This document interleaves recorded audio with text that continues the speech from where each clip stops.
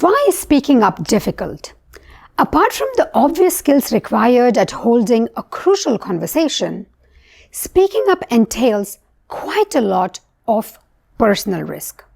Speaking up more often than not is in some way or another a way of challenging authority.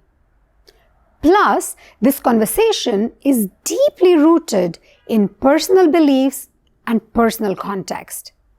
These conversations tend to get tough and are sometimes famously labeled as career limiting or maybe even career derailing.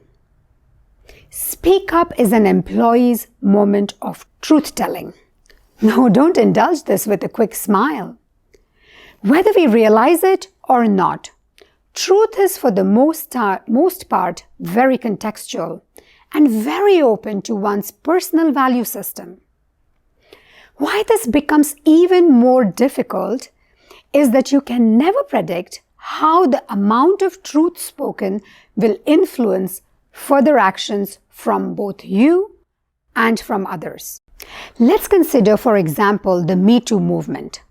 The amount of truth was positively compounded by people opening up from all walks of life. That volume played to everyone's advantage, generated awareness. People understood both their rights and their duties. Yes, there were some unintended consequences, and there was also misuse of the wave. But mostly, it helped to move the needle on abuse positively. Now, what happens when the amount of truth spoken backfires? Say, when you are seeking freedom from an oppressive regime.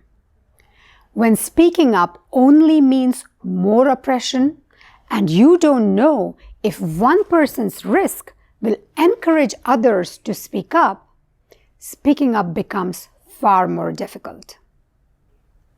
As a crucial conversations practitioner, I explore speaking up in an organizational context. In terms of organizational reality, naturally, I need to think of speaking up in terms of truth, power, hierarchy, and leadership.